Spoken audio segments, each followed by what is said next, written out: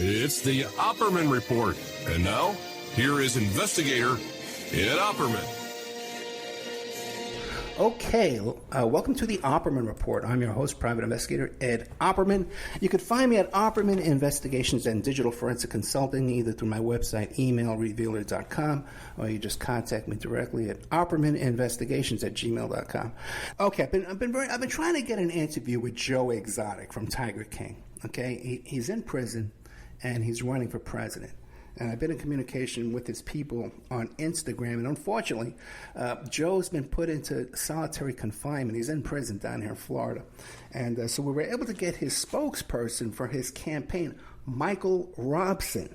And you can find Joe Exotic at joeexotic2024.com. That's on his website there, and there's a /evidence is where all the evidence is about his trial. You can find him on YouTube as well at joeexotic.tv, joeexotic.tv, and that's about it. So, Michael Robson, are you there? I'm here, man. It's good to be here with you, Ed.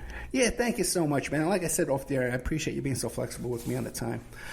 Oh, certainly. Before we get into Joe Exotic and the Joe Exotic criminal case and the run for president, let's get into Michael Robson. Who is Michael Robson? Yeah, I think I'm complex and yet simple at the same time. The best way I've always described myself is a serial entrepreneur with a background in the nonprofit space. But probably most importantly, how do you draw a common line from a guy who's been in business and works in the professional world and worked as a journalist in politics, those sorts of things, to being in a space where you're working with a guy like Joe Exotic. And for me, that line is real easy to draw. I do life with exotic animals. It's a big part of who I am, has been since I was a child. And so, our circles have crossed many times over the years. The exotics world is definitely for all intent and purpose, I've said this a lot, it's not the most positive term. It's just the best way to describe it. It is somewhat of an incestuous community. There's no way you're part of it without running into everybody else. Like it, love it, hate it, doesn't matter what it is. So that's put me in a lot of contact over the years with Joe, but more specifically in the last couple of years. So one of my passions, obviously, is fighting for the rights of us as Americans, specifically fighting for the rights of those of us who take care of, protect, and guard these animals that we love and share our lives with. And then, we live in a great nation. So I think there's a lot to be said. I've always had a passion for leaning in and supporting folks who are doing great things. To set this nation up for something great in the future. We've had an interesting few years and decades, maybe my entire lifetime. I'm in my early 40s. I can say I don't know that we live under the auspices of the greatest generation, the boomers and things like that. And I think it's time for us to build a new legacy in this country. And so as you look to where we are today. All roads have kind of led to this place, and I've been really honored and privileged to lean in to serve Joe as his press secretary. And, of course, right now, for all intent and purpose, Ed, I am the face of the Joe Exotic campaign, the face and the voice during this time in Joe's story and Joe's journey. But your thing is rescuing monkeys, right? It is, yeah, absolutely. So, Joe's kind of known as the Tiger King. I don't know. I've the had Monkey King. All kinds of. I've had the nickname thrown out there. I happen to have two of the most popular and viewed primates on the internet and social media that I share life with here. It's really important to me. I spend a lot of time educating people. But yes, that is my passion, of primates, and spend a lot of time specifically, really, serving other primate families across the country and then rescuing those animals that, unfortunately, like many animals, not just exotic animals, folks fall in love with something really cute when it's a small baby and realize down the road, hey, maybe I bit off a little more than I can chew here.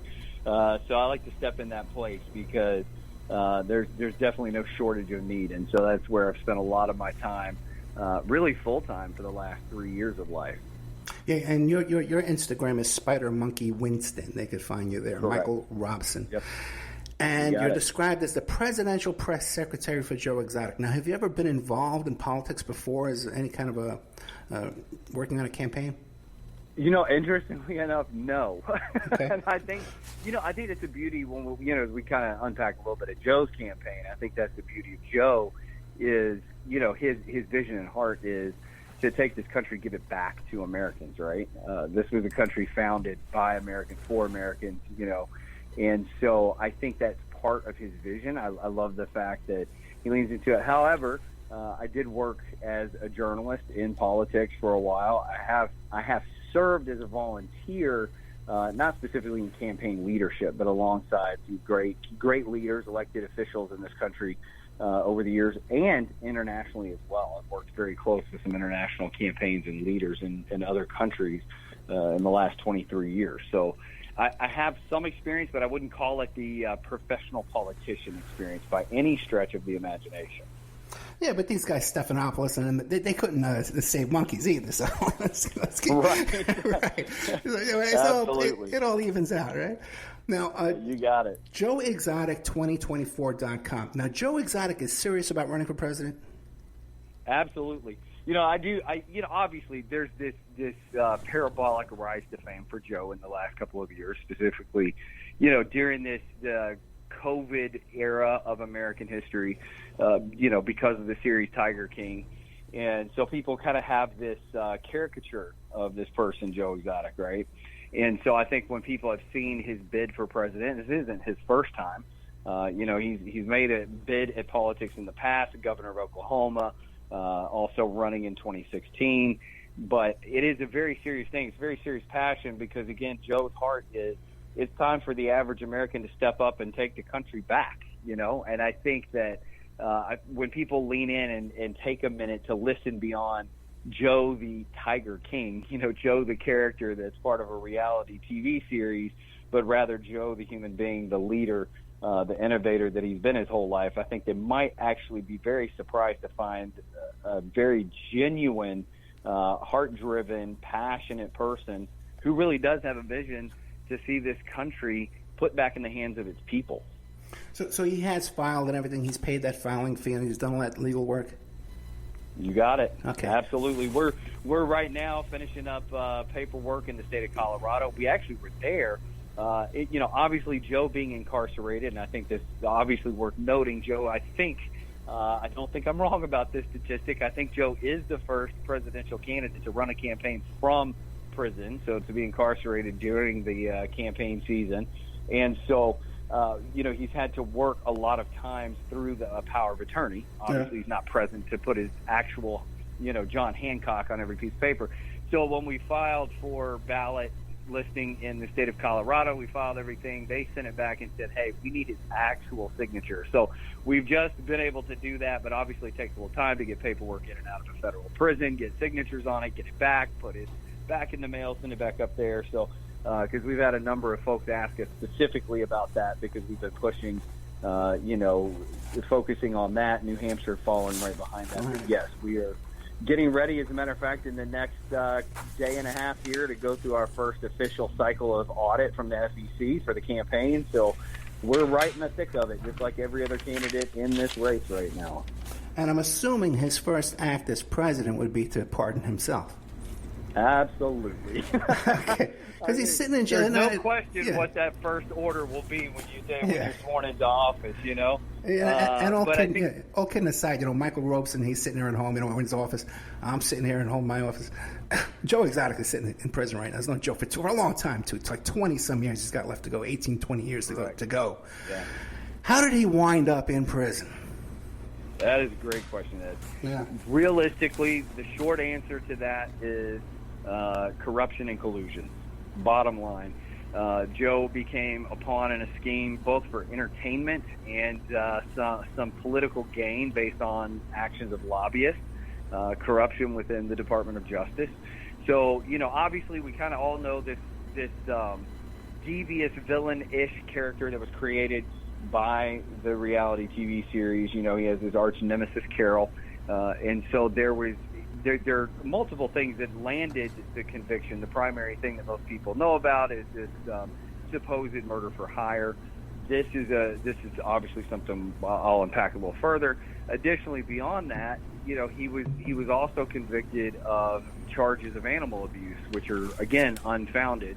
And so, one of the things that we've set aside, and we've already mentioned the joeexotic2024.com website, but if people go there and put /evidence, so joeexotic2024.com/evidence, you can get in there. There are hundreds of videos and audio recordings, signed affidavits from the individuals who helped testify against Joe, coming back and stating, hey, in fact, we gave false testimony, committed perjury in a court of law.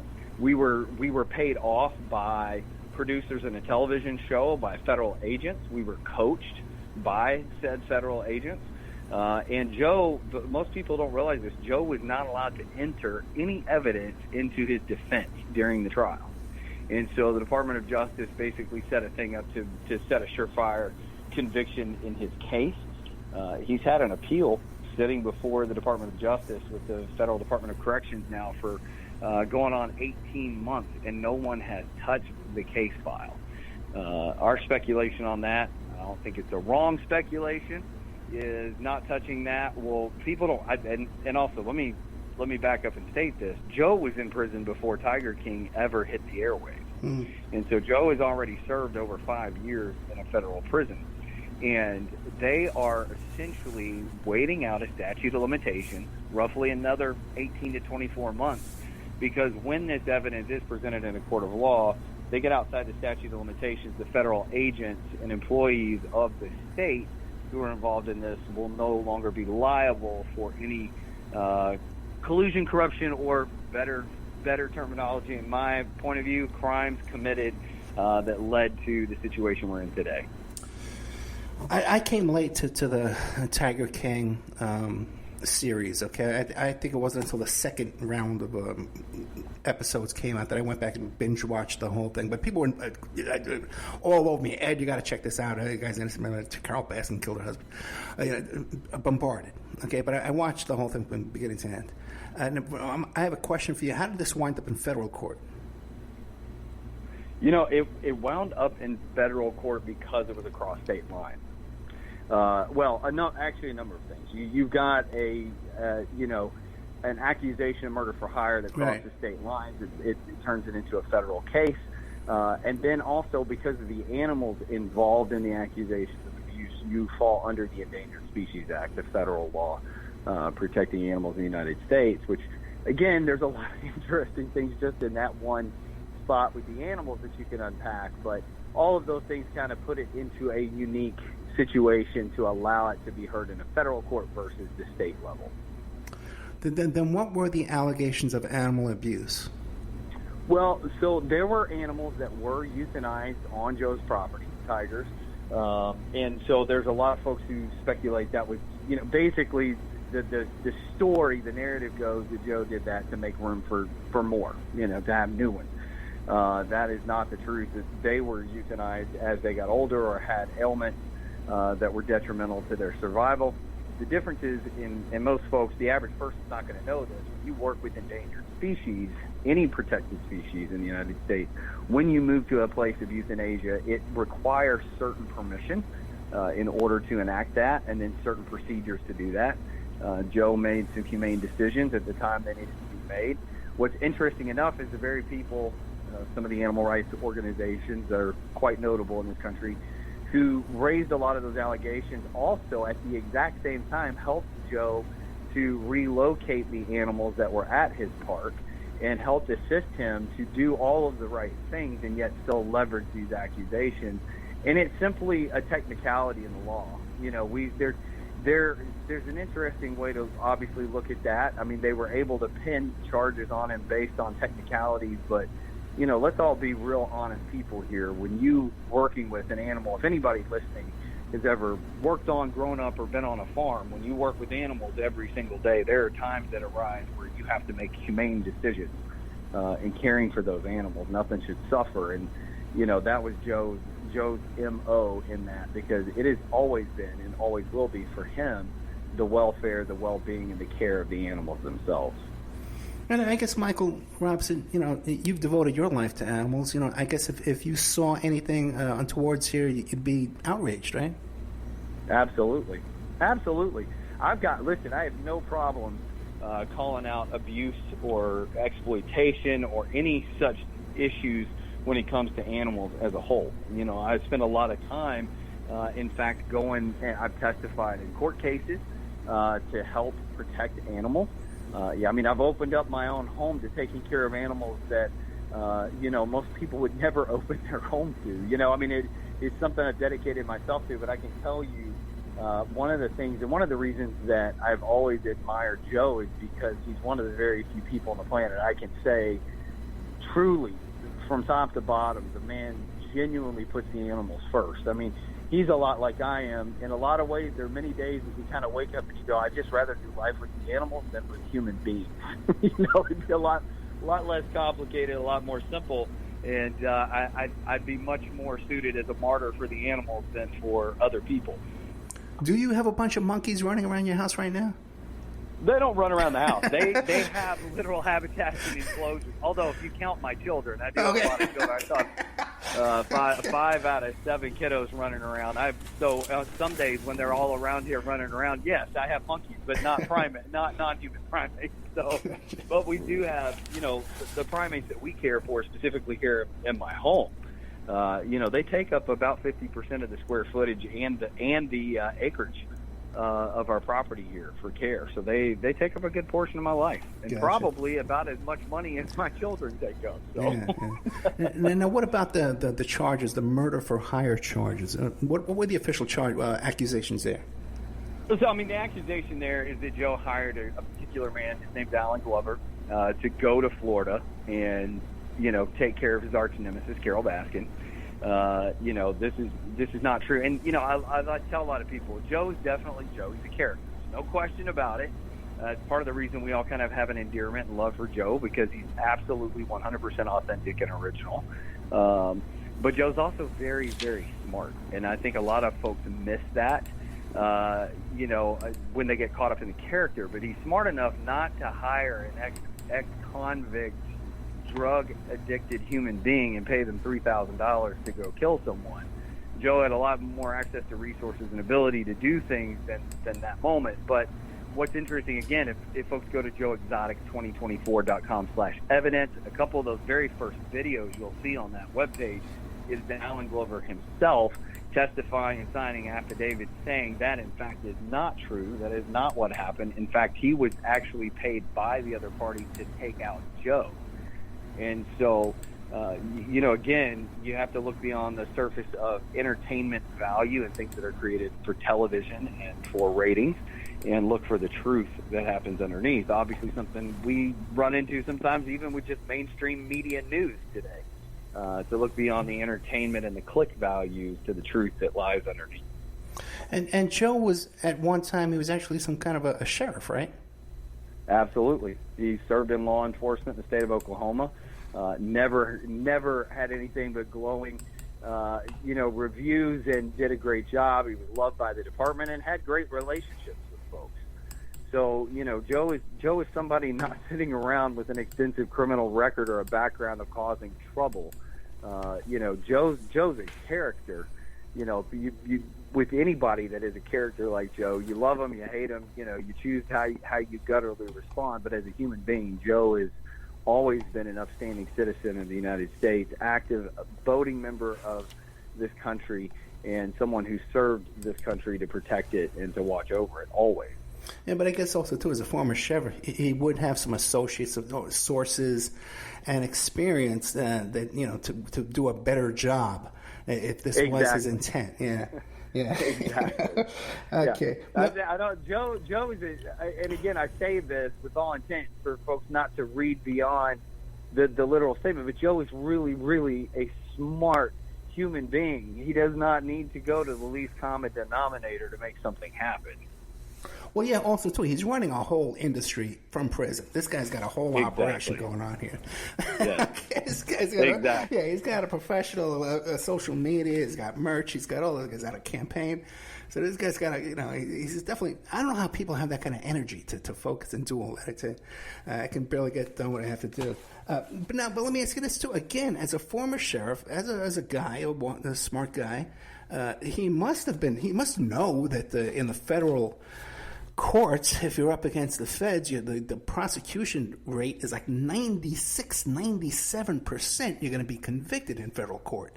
He must know that. What was he offered a deal? It wasn't about Joe was not offered much of anything, no, other than the ability to go to prison. I mean, that's really honestly, Joe was kind of railroaded into it. And I'll tell you, part of it is Joe was standing up against a piece of legislation that passed in December 2022 called the Big Cat Safety Act. And what a lot of folks don't understand is that for a lot of years he stood in the way. He's been calling this out for over a decade to folks across the country that, hey, there are special interest groups, lobbyists, and wealthy individuals, Carole Baskin being one of them, who have the intent to restrict the right and protection of these animals. And they call these laws and protection of the animals, but what folks don't understand is the only reason that tigers themselves are not critically endangered species any longer is because of captivity.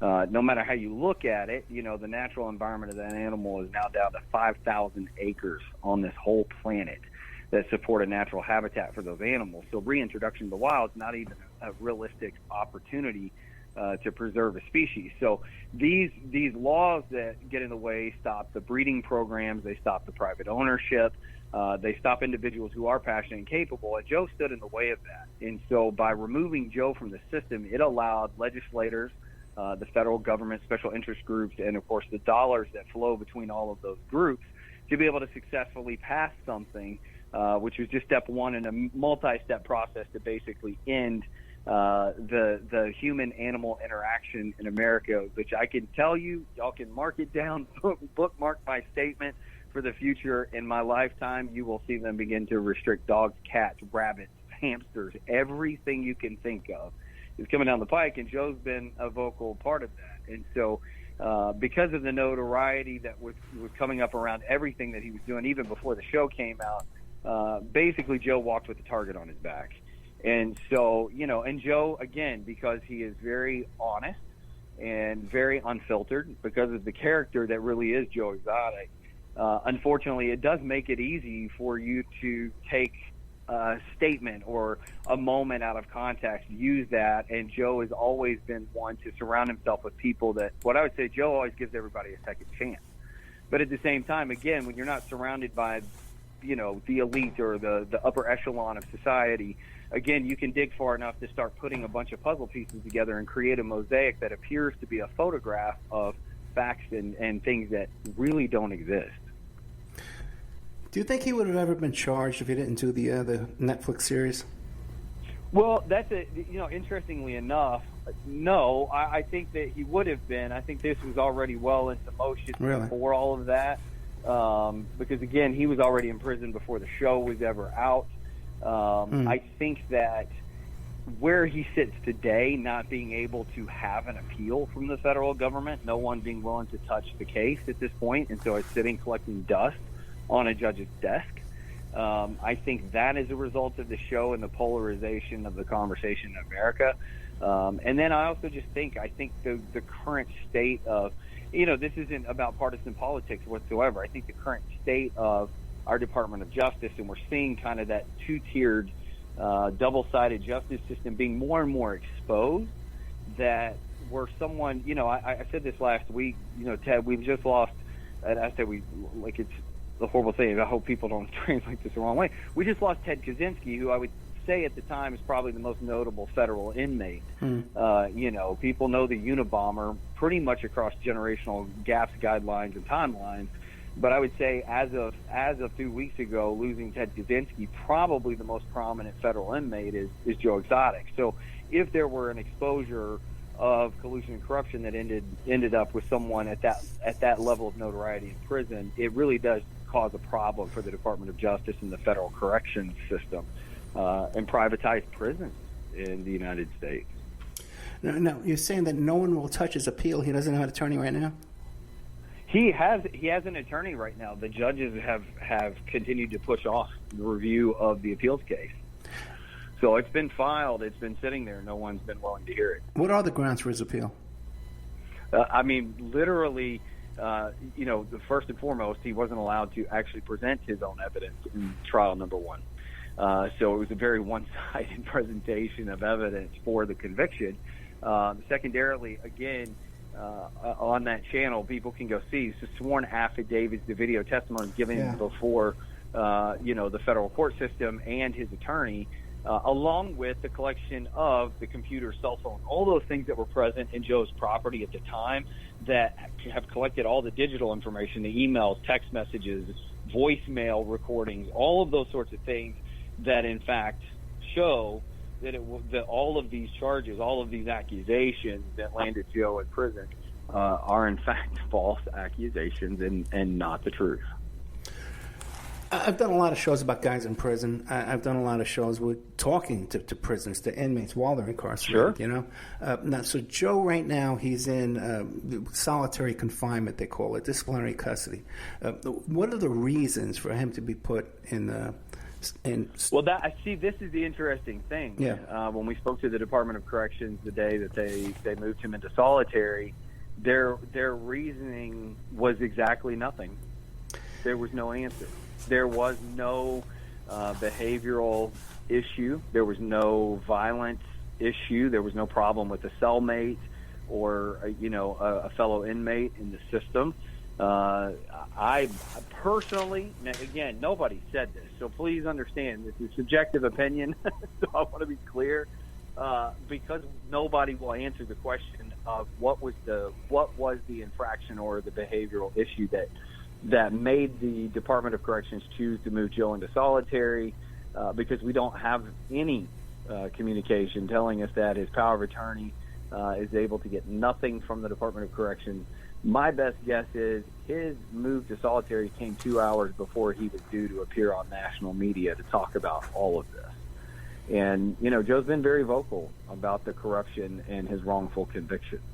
And I believe, and I really genuinely do believe this right now, this came at the same time where you have, on the same day, in fact, that you had Merrick Garland go before the press and say, hey, if you question the equality of justice in our Department of Justice in the United States, you are attacking our democracy. So I believe it's just one part, and to us it's big, but a small part in the bigger picture of protecting the issues that exist within our justice system.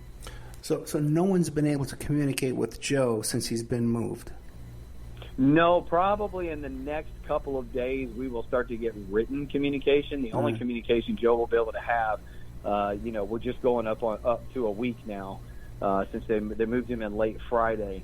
So the earliest any communication could have even gotten out of the prison would have been, Monday or Tuesday. Usually, it's delayed a couple of days because they look and check everything, obviously, before it comes in and goes out.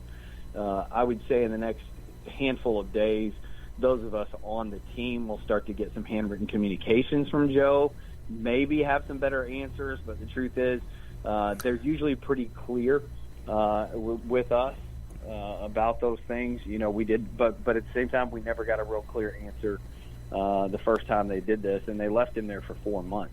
Yeah, and I was going to ask you about that. Because off the air you told me there was a previous occasion where he was placed in solitary for 4 months. What was the reason for that one? Again, they basically said that he was they basically told us they didn't have a behavioral issue, but to stop any disruption, they felt it better to place Joe in solitary. Yeah, there's a written form, and that is given to the inmate. Do we know what that form says? We don't at this point. Okay, but I mean for the previous one. The previous, I would actually have to ask because at that time I wasn't on the team, so I really would have to go back and ask his power of attorney to say, hey, could we take a look at that to be certain. But my understanding, and I felt pretty confident about it, that again, basically it was to stop disruption, not behavioral. I had one of my best friends who spent 4.5 years in prison on a wrongful conviction. We went through some of this that we saw again. I saw it then too when he got very vocal, or maybe it was phone calls, because obviously everything's monitored, or email communication that were pushing for more looking into the case. Those were the times that he would be put in solitary, sometimes for a week or two at a time. So I've seen it in the past in other cases where there was not direct direct things given. I find it interesting that they, the first time around they used such a long length of time, kind of silencing Joe for a long period of time. It's interesting to me because the UN, the way they look at it, when you look at international standards on justice and Department of Corrections, anything beyond the 15-day mark is considered cruel and unusual punishment to be in solitary confinement.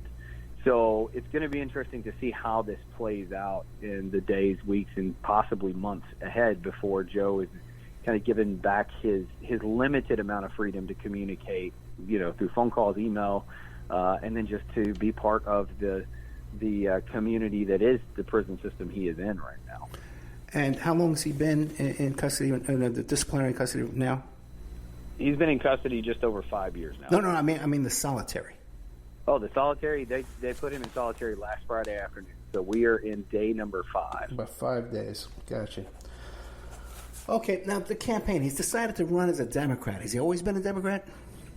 He ran the first time he ran on the Libertarian ticket. He ran before. When he ran before in 2016, he ran on the Libertarian ticket. Okay. There was no direct throw at the Libertarian Party by any stretch to choose to run on a what we would call a primary ticket, I guess you could call it. But the truth is, we all know, if we look at the history of elections in this country, there's one of two parties that gets enough traction to possibly find its way past the primary for a legitimate chance at an election. That would be Republican and Democrat. I think for Joe, one of the bigger reasons for choosing the Democratic ticket, because really, if you listen to Joe, you pay attention to the content that Joe does put out. A lot of folks would interpret it to be more of a Republican based politics. Because Joe is a very, very conservative person by nature. Obviously lives a very liberal, forward-facing lifestyle, which I think I love about Joe. It keeps people scratching their heads. But honestly, I believe because Joe has a lot of respect for our former president, Donald Trump, and I think for him knowing that Trump was going to be on the ticket this time, obviously that's a really hard ticket to even get some traction with. And I think choosing, to run on the Democratic ticket, if nothing else, is a strategic move because there's a better chance to garner a chance at any traction in the election and to sway voters away from the other options that happen to be on the table. Yeah, but the thing is, I've been following Joe on Instagram, and he's been baiting Trump quite a bit, especially about Trump's current indictment problems. Sure. He's been kind of and this is one question a lot of people have asked, and I think it's worth noting. I personally might approach it slightly different, but Joe's approach, should President Trump be indicted and in fact be convicted of a crime. Somebody asked Joe, well, multiple folks have asked Joe even before he was in solitary, would you in fact pardon Trump on your first day? And, or were he to go in after, if Joe were to win the election and, Trump goes into prison after the fact, would you pardon him on day one? And Joe's answer to that question is, no, I would not. I would pardon him, but I wouldn't do it on day one. I think it's good for some of those in the upper echelon to experience what the other side of life experiences for just a moment. Okay, very good, very good. But he was asking Trump for a pardon when Trump was president, right? He was, and right up, they were there. There was a group that was formerly working with Joe's team that was there right around January 6th, and obviously some things changed during those days. That's right. I remember that. Yes, and so it ended the opportunity at the time for Joe's team to be able to take the meeting that was going to occur. I do fully believe that had Trump had that sitting in front of him and not had the chaos that occurred. Did I lose you? Hello? You there? Oh, yeah. I lost you for a second there.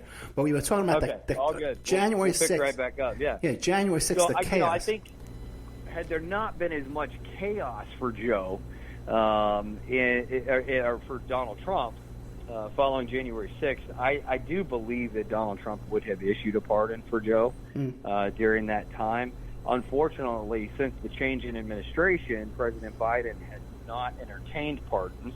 at this point, and definitely not given an audience to any of us from the team to possibly hear. And so one of the things that we're working toward before the end of the summer is to go as a team to D.C., to hold a press conference event, to have some meetings with some elected officials, some congressmen, senators, in an attempt to get this put before our president, and hopefully seek that pardon.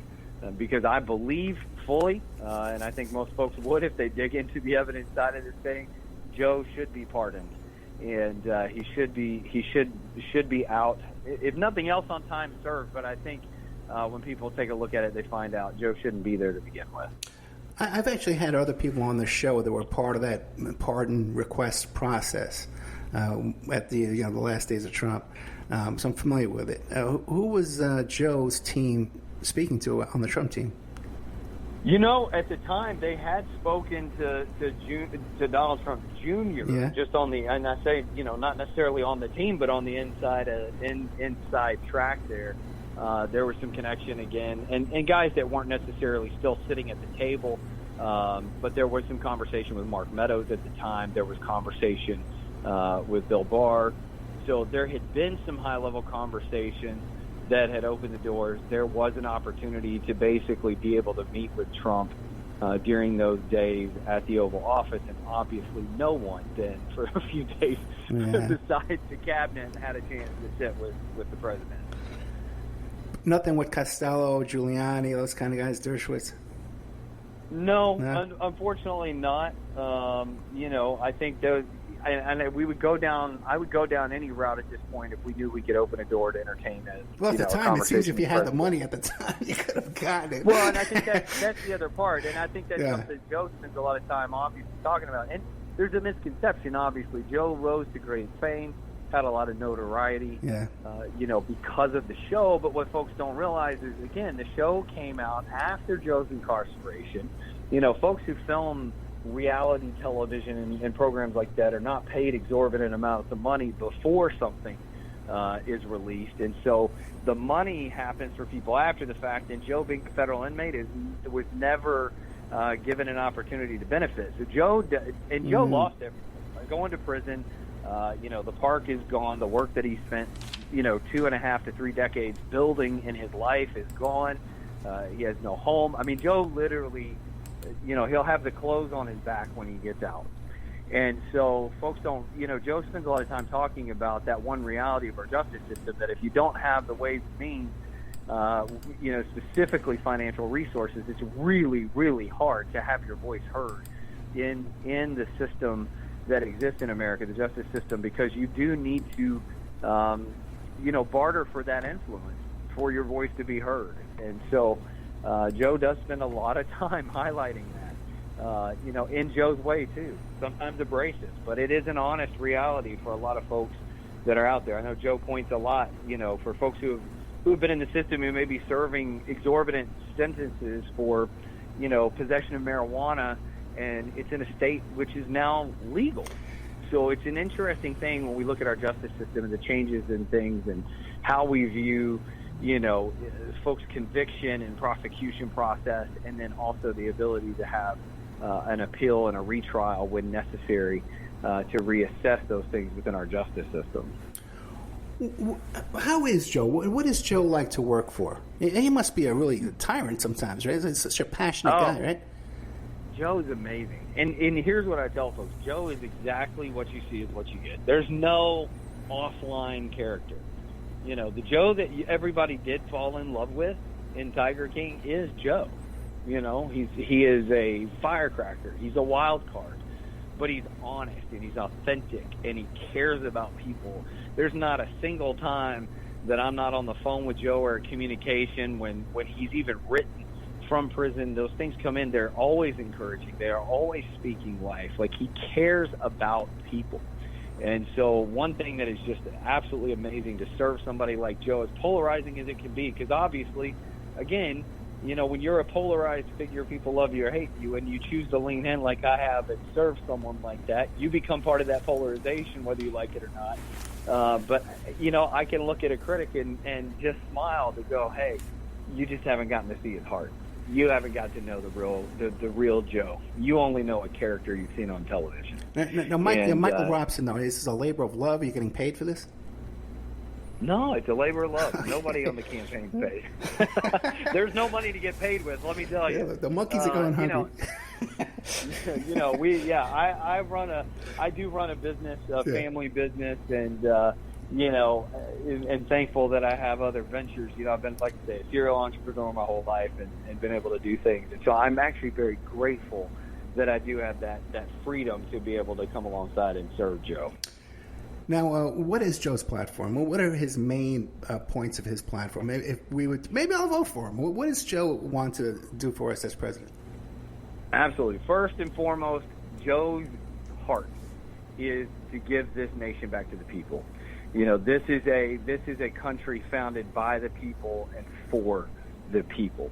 And something that we often forget in America, because the talking points, obviously, in the last few years, in the sparking of all of what I call division, but I just think it's a lot of hype and hyperbolic conversation in the U.S. has centered around this idea of preserving or protecting our democracy.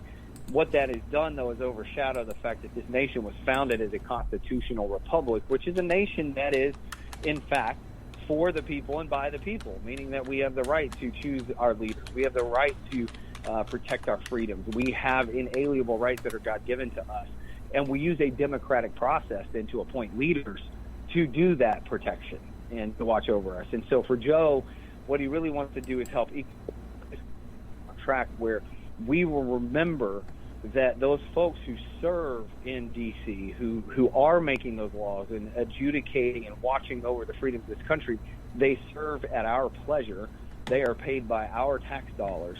And so by the production and the productivity and the freedoms that are granted to Americans and our prosperity that has been the case in this country for a long time, it gives them the freedom and the right and the responsibility to lead in our stead. And so he wants to return America back to its people, number one. Number two, for Joe, it is to protect those basic rights of Americans, from all sides. The ability to live your life how you feel fit, whether that is choosing your faith, your religious point of view. Joe obviously is, he's gay, so, he's all about the right to marry and love who you love in this country and protect that without shoving it down your throat or forcing it on you, just to give you the simple freedom to live your life, build your family, to lead and build a business with freedom and support government, and then thirdly, is also to minimize government. It's not just about eliminating the alphabet agencies per se, the buzzwords that we hear a lot of candidates say, but really to go back to what we were as a country. We came together, a collection of states, a federation of states that had a trade agreement and an understanding that we would work together to create a common governance to protect the safety, security, and the rights of the American citizens in all of our states here in the Union. And so for Joe, it's really a return to the basics that built this country and made it great, that made it thrive, that made us flourish, and built a culture of greatness, a culture of goodness, a culture of hope that drew people from all corners of the planet to be here to take part in that freedom. If Joe were to become president, is he the type of president that would take a bunch of top secret documents and bring them back to his tiger kingdom there and spread them around? If he did, he would tell everybody he was doing it. Let's just put it that way. That's Joe. So true. Let me just say, I can't tell you what Joe would or wouldn't do, but if Joe was doing something that might even possibly be considered not right or shady, he's just going to tell you he's doing it because he's really that honest and transparent. That's what I'm about. That's so. I could just see him waving the top secret documents in front of the camera. Look at this. Oh, absolutely. Joe's the type person that would do it. He'd show it all. I can promise you, where Joe to find his way into office, we might finally get unredacted files on the story of JFK. Like, that is the type of person. Joe is not going to harbor secrets. He's not afraid. And this is something that I think a lot of folks miss, and I think we need it in America. If you want, and this, again, my opinion is, as someone who's, I've lived 4 decades. I'm not exactly older, but I've now lived just enough life to appreciate the fact that it's time for us to have a leader who's got enough gumption, or the way I put it, enough balls to stand up and go, I'm not worried about the system. I'm going to speak the truth. We're going to expose what's going on. We're going to return this country back to the people, and we're going to stop these things that are corruption that has gotten in the way of our productivity and our opportunity to continue to flourish. And so I love that about Joe. Like, Joe's just not afraid, and he's got nothing to lose. He's got nothing. So, Joe's reputation is, you really don't get any worse than being a federal inmate accused of the things Joe's accused of. So he's not worried about his reputation. He's not worried about losing his prosperity and his wealth. There is nothing there to lose. Joe truly wants to lead because he truly loves this country. He truly loves people. And despite what he's been through, there's not an ounce of bitterness in Joe. And that's what's, I think, one of the most amazing things to me about serving alongside Joe. Joe doesn't have an agenda that comes from bitterness or vengeance. Joe's comes from, it's time for me to do my part as best I can to give this nation back to people that I love. And once again, we're talking about Joe Exotic from Tiger King. You can find him at joeexotic2024.com, where he's running for president in 2024. Now, I know when you got a guy who's in prison, it helps for people in the audience to call the prison and ask questions and to send letters and cards to the inmate. Do you have a place on all these websites and stuff like that where people can go and find the phone number of the prison and call and ask questions and send cards to Joe? You got it. Right there on Joe Exotic 2024, you'll find the contact information for folks to write letters to Joe. Now more than ever during this time that he's in solitary confinement, it's a great time to send encouragement to Joe. Joe does love answering questions. He's not afraid of those questions whatsoever. That's what I love about Joe. And yes, the information for the prison itself is there, so folks can reach out to ask any questions they would like to ask. And so we want to be always transparent in everything. Joe wants to be accessible, and he appreciates that communication. And again, I think a lot of folks take for granted, they assume because of Joe's fame and his notoriety over these last couple of years that Joe is probably inundated at all times with communication and stuff, but you might be very surprised to find out that because people make that assumption, fewer people than you realize actually take the time to send a note or to try and communicate. And so it's a big encouragement when Joe gets those letters and gets those cards and gets puts a smile on his face, because he really does love people. It's a big help, too. When the corrections officers see you getting mail and they see you have a contact on the outside, you're just treated differently. They won't go to the extreme that they would with a guy who's got no help. Now, what about when I watched the second season of Netflix, it really delved into the death of Carole Baskin's husband. Yes. Where do you land on all that? What's the official Joe Exotic position on that? I think our days of getting the truth are behind us on that one, because if you followed anything recent, Carole has, for all intent and purpose, liquidated. She's moving her animals to another property. She's walking away from the property in Tampa. She's moving north, and short of anyone who acquires that property or wanting to dig in, I don't think we're ever going to have answers, but I would tell you that the truth is locked right in there with Carole. It's hard for me to believe. I don't speculate that she fed him to an animal or buried him under the concrete slab in the backyard. I don't know the answer to the question, but I think she knows the answer to the question. I truly do believe that. And then what about these stories about people who claim they've seen him overseas and stuff? What do you make of all that? I think in today's world, I mean, look at the way folks in the true crime space have been able to crack cases from across the planet. I really think it would be possible by now for us to know if Don was still walking this planet in another corner of the country, or another corner of the planet, another nation, another country. I don't think you can hide out anymore. Just there are very few places on the planet left that you can live in pure anonymity. Anything I haven't answered, do you want the audience to know? I don't think so, man. I think this is incredible to be able to share and to talk about Joe's platform, Joe's journey, and where Joe's at today, man. I think it's fantastic.